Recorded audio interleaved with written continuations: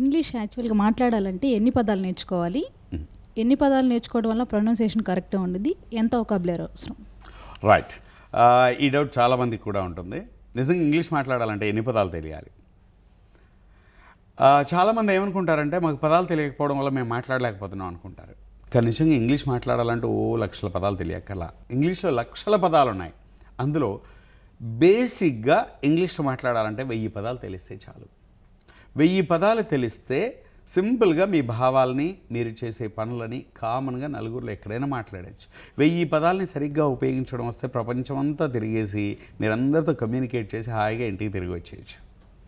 ఇక అంతకంటే 3000 పదాలు నేర్చుకున్నారనుకోండి, మీరు ఇంగ్లీష్ వచ్చిన వాళ్ళకి ఇంగ్లీష్ చెప్పచ్చు, ఇంగ్లీష్ లాంగ్వేజ్తో ప్రయోగాలు చేయొచ్చు. అంటే ఇంగ్లీష్లో మీరు డెప్త్కి వెళ్ళొచ్చు అనమాట. ఒక 5000 పదాలు తెలిస్తే ప్రొఫిషియన్సీ వచ్చేస్తాడు. మ్యాక్సిమం ఇంగ్లీష్లో ఇంకేదైనా చేసేయచ్చు. మీరు ఒక నవల కూడా రాయొచ్చు, 5000 పదాలు వస్తాయి. కాబట్టి ఇప్పుడు మామూలుగా స్పోకెన్ ఇంగ్లీష్ నేర్చుకోవాలనే వాళ్ళకి ఒక 1000 పదాలు తెలిస్తే చాలండి. అది ఇక్కడ చాలామందికి డౌట్ వస్తుంది, నాకు ఈ 1000 పదాలైనా తెలుసా అని. క్వశ్చన్ ఏంటంటే, ఈ 1000 పదాలు మామూలుగా తెలుగు మీడియంలో ఒక రూరల్ ఏరియాలో 10th క్లాస్ వరకు చదువుకున్న విద్యార్థికి 1000 పదాలు అర్థమైపోతాయండి. ఇప్పుడు నేను ఇంగ్లీష్ మాట్లాడితే మీకు అర్థమైపోతుంది, కాకపోతే మీకు మాట్లాడడం రాదు. దాని అర్థం ఏంటంటే, నేను మాట్లాడే పదాలన్నీ మీకు తెలుసు, మీకు అర్థమవుతున్నాయంటే అవి తెలుసు, కానీ మీరు వాటిని ఉపయోగించట్లేదు. ఎందుకంటే మీరు విని అర్థం చేసుకోవడమే ఇన్ని రోజులు అలవాటైంది, మీకు మాట్లాడిన అలవాటు లేదు. ఇప్పుడు కావాల్సిందల్లా ఆ తెలిసిన పదాలని బయటికి తీసి మాట్లాడడం. అందుకే ఏమంటారంటే, ఎన్ని పదాలు తెలుసు అనేది ముఖ్యం కాదు, తెలిసిన తక్కువ పదాలని ఎంత బాగా ఉపయోగించుకోగలుగుతున్నాం అనే దాని మీద కాన్సన్ట్రేట్ చేస్తే ఇంగ్లీష్ లాంగ్వేజ్ చక్కగా ఉంటుంది. కాబట్టి మినిమం 1000 పదాలు చాలండి. ఉద్యోగస్తులు, విద్యార్థులకి ఇన్స్టిట్యూట్లో జాయిన్ అయ్యి ఇంగ్లీష్ నేర్చుకోవాలంటే కొంచెం కష్టసాధ్యమే. ఇలాంటి వాళ్ళకి ఈ మధ్య ఇంటర్నెట్స్లో కూడా ఆన్లైన్లో ఇంగ్లీష్ నేర్చుకోవచ్చు అని వస్తున్నాయి. ఇవి ఎంతవరకు యూస్ఫుల్ అంటారు?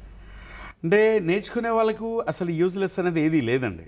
ఇంటర్నెట్లో వచ్చేవి యూజ్ఫుల్లే, అలాగే సీడీలు యూజ్ఫుల్, అలాగే బుక్స్ కూడా యూజ్ఫుల్గానే ఉంటాయి. అన్నీ యూజ్ఫుల్లే. కానీ ఇవన్నీ ఎవరికి అంటే, ఇంగ్లీష్లో ఆల్రెడీ ఒక స్థాయికి చేరుకున్న వాళ్ళు, లాంగ్వేజ్ మీద ఆల్రెడీ కొంత గ్రిప్ ఉన్న వాళ్ళకి సెల్ఫ్గా నేర్చుకోవడానికి ఇవన్నీ పనికొస్తాయి. బట్ బేసిక్గా అసలు నలుగురిలో ఒక 2 నిమిషాలు ఇంగ్లీష్లో మాట్లాడలేని వాళ్ళకి ఇంటర్నెట్ ముందు కూర్చున్నా, సీడీలు చూసినా, పుస్తకాలు చదివినా అది మాట్లాడడం ప్రాక్టికల్గా సాధ్యం కాదు. ఎందుకంటే గత 16 సంవత్సరాల కొన్ని లక్షల మందికి నేను ఇంగ్లీష్ చెప్పిన ఈ అనుభవంతో చెప్తున్నాను. మేము 2 నెలలు స్టూడెంట్స్ వెంటపడి, ఉద్యోగులు కానీ ఎంప్లాయీస్ కానీ వీళ్ళందరినీ మేము స్టూడెంట్స్గానే చూసాం. ఈ ఎంప్లాయీస్ అన్న బిజినెస్ పీపుల్ అని 2 నెలలు వెంటపడి రోజు ఒక సిస్టమాటిక్ ఆర్డర్లో నేర్పిస్తూ, వీళ్ళకి వొకాబులరీ నేర్పిస్తూ, మాట్లాడిస్తూ ఇవన్నీ చేస్తూ ఉన్నప్పుడే ఎండింగ్కి వచ్చేసరికి ఒక స్థాయికి వస్తారు. అలాంటిది సెల్ఫ్గా రోజు అలా వాళ్ళంతట వాళ్ళు ఒక 2-3 నెలలు రోజు రెగ్యులర్గా కూర్చొని ప్రాక్టీస్ చేయరు. అండ్ వాళ్ళకి అదంతా సజెస్టింగ్ థింగ్ కూడా కాదు. కాబట్టి బేసిక్గా నేర్చుకోవాలనే వాళ్ళు మాత్రం కోచింగ్ సెంటర్కి వెళ్ళక్కర్లా, ఒక మంచి మాస్టర్ని చూసి ఆయన గైడెన్స్లో వెళ్ళండి. బట్ సెల్ఫ్ లెర్నింగ్ అనేది మాత్రం ఒక స్థాయికి వెళ్ళిన తర్వాత బాగా యూస్ఫుల్గా ఉంటుంది. But starting onwards you can't do it. సిటీలో ఇంగ్లీష్ నేర్చుకోవాలంటే చాలా రకాల కోర్సులు ఉంటాయి, కానీ ఎలా చూస్ చేసుకోవాలి కోర్స్ అనేది? మీరు జనరల్గా మీరు ఎప్పుడైనా ఒకటే గుర్తుపెట్టుకోండి, ఏ కోర్సు చూస్ చేసుకోవాలి అంటే మీ ఆబ్జెక్టివ్ ఏంటి? ఇంగ్లీష్లో బాగా మాట్లాడడం. ఇంగ్లీష్లో బాగా మాట్లాడడానికి కావాల్సింది 1 బేసిక్ గ్రామర్ నేర్చుకోవాలి. 2 ఆ ఇన్స్టిట్యూట్లో రోజు ఇంగ్లీష్లో మాట్లాడే ఎన్విరాన్మెంట్ క్రియేట్ చేయాలి వాళ్ళు. 2 మూడవది, మనం మాట్లాడుతున్నప్పుడు తప్ప ఒప్ప కొంతమేర గైడెన్స్ ఇచ్చే మంచి మాస్టర్. ఇవి మీరు జాయిన్ అయిపోయే ఇన్స్టిట్యూట్లో ఉన్నాయా లేదా ఒకటి చూసుకోండి.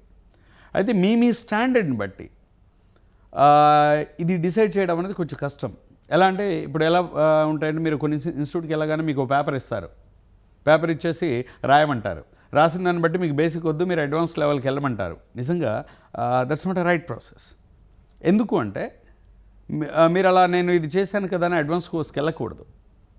ఎందుకంటే కొంతమంది రాయడం బ్రహ్మాండంగా రాస్తారు, కానీ మాట్లాడడానికి కోసం మళ్ళీ 0 లెవెల్లో ఉంటారు.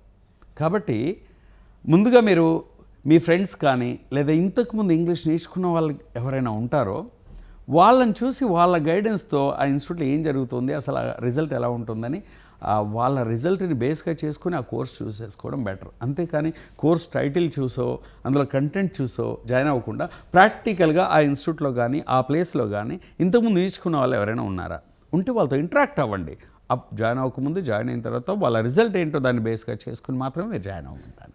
సార్ ఇంగ్లీష్ ప్రొనౌన్సియేషన్ విషయంలో తీసుకోవాల్సిన జాగ్రత్తలు ఏంటి? ప్రొనౌన్సియేషన్ అనేది as long as we are in India it's not a big problem. మనకు ప్రొనౌన్సియేషన్ ఎప్పుడు ప్రాబ్లం అవుతుంది అంటే మనం అబ్రాడ్ వెళ్ళినప్పుడు కావచ్చు, లేదా ఒక మల్టీనేషనల్ కంపెనీలో పనిచేస్తున్నప్పుడు కావచ్చు. అండ్ ప్రొనౌన్సియేషన్ ప్రతి భాషకి కూడా దాని యొక్క ప్రత్యేకత ఉంటుంది. మనం తెలుగులో కొన్ని పదాలు ఉంటాయి. ఫర్ ఎగ్జాంపుల్ ఇప్పుడు మనం అమ్మ అనే పదం తీసుకుందాం. అమ్మ అనే పదం మనం కోపం వస్తే ఒకలాగా పలుకుతాం, ఆనందం వస్తే ఒకలాగా పలుకుతాం, ఆకలిస్తే ఇంకోలాగా పలుకుతాం, దెబ్బ తగిలితే ఇంకోలాగా పలుకుతాం. అంటే అమ్మ అనే పదం ఆ పలికే విధానాన్ని బట్టి దాని అర్థం మారిపోతుంది. అలాగే ఇంగ్లీష్లో కూడా అండి. ఫర్ ఎగ్జాంపుల్ చిన్న వర్డ్ తీసుకుందాం. హీఈస్ అ చీఫ్ మినిస్టర్ అన్నాం అనుకోండి, ముఖ్యమంత్రి అవుతాడు. హీఈస్ అ చీఫ్ మినిస్టర్ అంటే చీఫ్ మినిస్టర్ అయిపోతాడు. అంటే చీఫ్కి అంత తేడా ఉంది.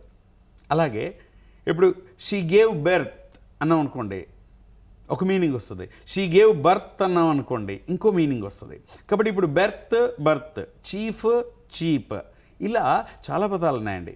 అయితే ఇలాంటి కొన్ని సెన్సిటివ్ వర్డ్స్ ఏవైతే ఉంటాయో వీటిని పలికేప్పుడు మాత్రం మనం కొంచెం జాగ్రత్తగా నెమ్మదిగా పలికితే బెటర్.